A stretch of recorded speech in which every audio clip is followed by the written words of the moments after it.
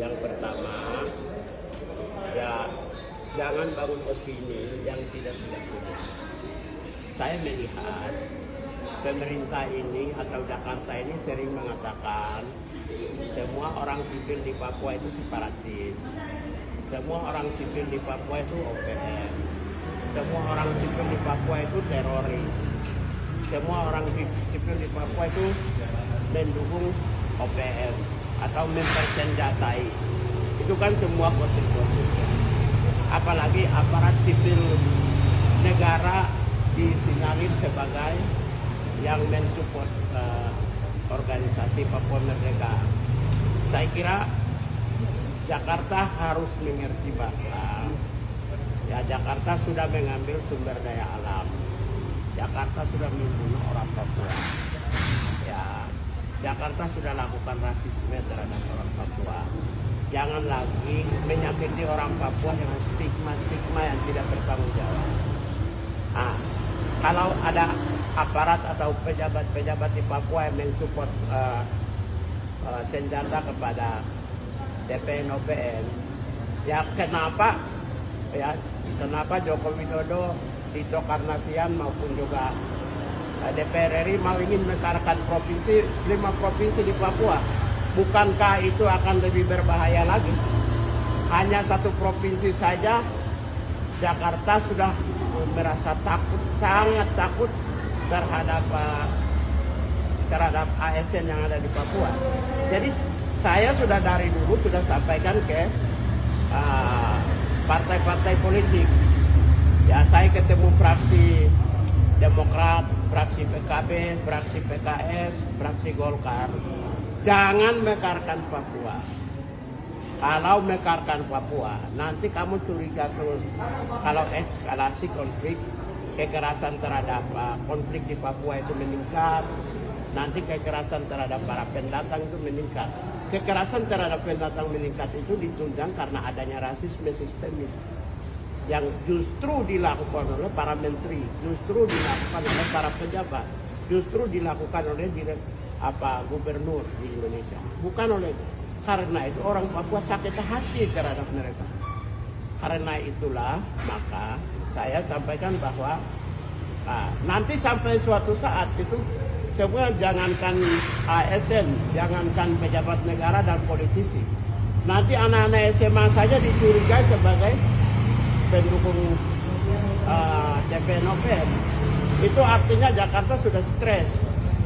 Kalau Jakarta stres, kesimpulannya saya meminta pemerintah buka keran dialog. Apalagi Sekjen PBB Guterres kemarin di sidang umum Perserikatan Bangsa-Bangsa sudah menyampaikan keprihatinan terhadap HAM Papua. Negara-negara lain juga sudah mendukung, menyatakan sikap dukungan. Berarti kan apa yang Mahfud MD mengatakan tidak ada negara yang mendukung Papua menjadi salah, kan, terbantahkan dengan pernyataan dari Sekjen PBB maupun negara-negara seperti Vanuatu, Papua New Guinea dan lain.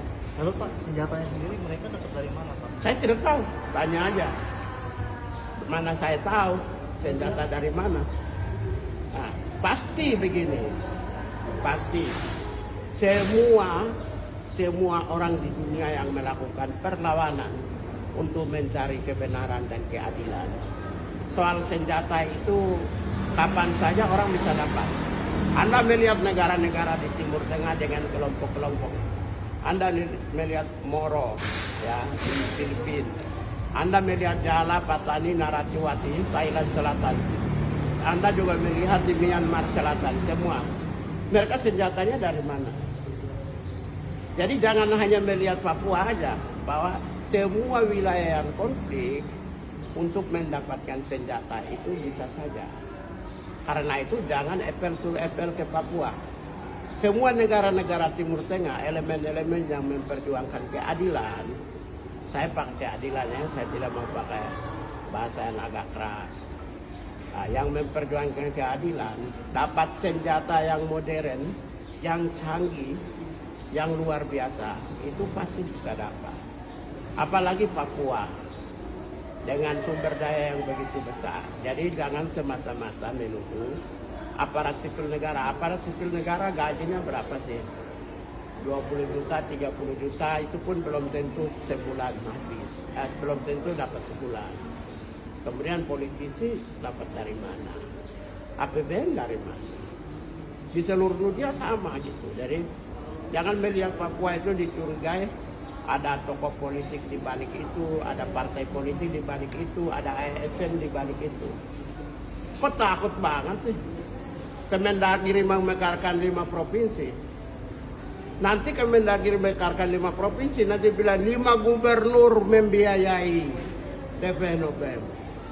Kemudian 5 sekda biayai TPNOPM.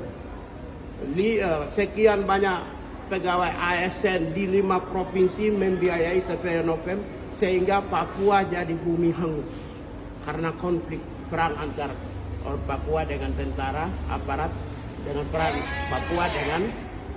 Papua dengan masyarakat kaum migran. Terakhir Pak, sebetulnya ada yang ketolongan nggak sih Pak kalau memang inflasi ataupun harapannya apa sih Pak? Takutnya Harapannya cuma satu, dialog. Pemerintah pusat jangan tutup keran dialog.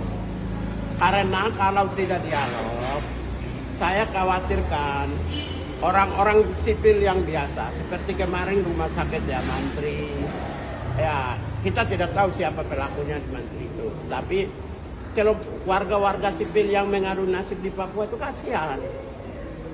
Jadi mau tidak mau Papua itu dialog.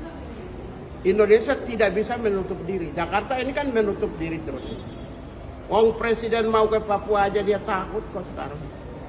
Ya kok negara Indonesia, negaramu sendiri aja takut gimana tuh? Berarti kan ada sesuatu yang harus diselesaikan. Kita lebih kepada mendorong penyelesaian Papua dengan dialog yang bermartabat dan berkualitas.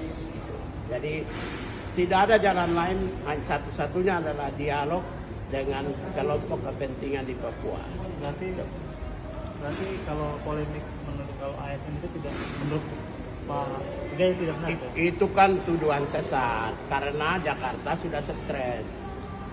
Jakarta sudah stres. Dulu bilang itu gubernur biayai, dulu bilang ketua DPR biayai senjata. Kemudian turun ke partai politik biayai senjata.